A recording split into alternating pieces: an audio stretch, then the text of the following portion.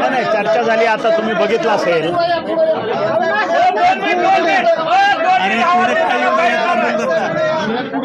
की घोषणा अधिकृत केलेली आहे। एनडीए सरकारमध्ये सामील व्हायचा निर्णय हा घेतलेला आहे आणि त्याचं मुख्य कारण जे आहे ते विकास। कारण देशामध्ये 3 नंबर मागासलेला जिल्हा म्हणून आपल्या जिल्ह्याचं मागासलेपण आहे आणि ती खंत कुठंतरी ओमराजेंच्या मनामध्ये होती आणि त्याला कुठंतरी छेद देण्याचं काम आज त्यांनी आपला निर्णय घेऊन जाहीर केला आहे। आज माननीय आमचे पक्षप्रमुख एकनाथजीबाई शिंदे, आमचे दुसरे नेते श्रीकांतजी शिंदे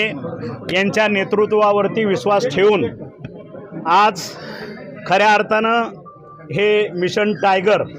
त्याला फुलस्टॉप मिळालेला आहे आणि ते ओमराजेंच्या माध्यमातून आज देण्याचं काम ते भाग्य आज आम्हाला मिळालेलं आहे।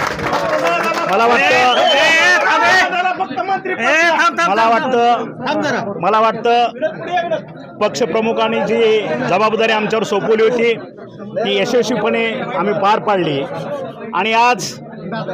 माननीय मुख्यमंत्री असतील या ना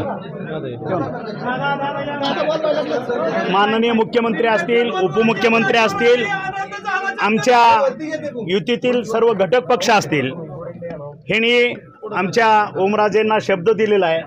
की कुठल्याही परिस्थितीमध्ये धाराशिव जिल्ह्याचा मागच्या 7 वर्षामध्ये विकासाचा जो बॅकलॉग आहे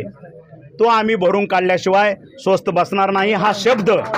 आज ओमराजेंना दिलेला आहे आणि त्याची प्रचिती आज ओमराजेंनी ज्या पद्धतीनं निर्णय घेतलेला आहे हा निर्णय ओमराजेंनी स्वतःच्या स्वार्थासाठी घेतलेला नाही। कारण तळागाळात राहून कार्यकर्त्यामध्ये फिरणारा सर्वसामान्यांचा अश्रू पुसणारा हा ओमराजे आहे आणि मग त्याची जी तळमळ होती, त्यांची जी तडफड होती की गेले 7 वर्ष जनतेनं मला एवढ्या मोठ्या मताधिक्यानं निवडून दिलं पण जनतेसाठी मोठमोठे जे काय प्रोजेक्ट असतात केंद्राचे ते आपल्याला येऊ शकलो नाही, त्याचं कारण एकच होतं की ते विरोधी पक्षात होते आणि म्हणून आज सगळ्या नेत्यांनी माननीय आमचे गृहमंत्री असतील देशाचे,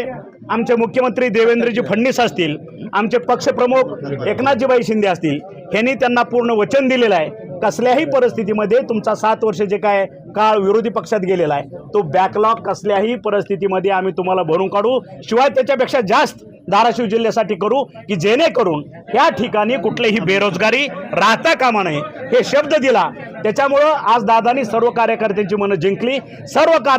कार्यकर्त्याबरोबर चर्चा केली आणि एक मतानं निर्णय घेण्यात आला की कसल्याही परिस्थितीमध्ये गोरगरिबांच्या अश्रू पुसण्यासाठी आपल्याला एनडीएला पाठिंबा देणं गरजेचं आहे आणि आज 6 खासदारांनी एनडीएला पाठिंबा दिलेला आहे, ते शिवसेनेत सामील झालेले आहेत।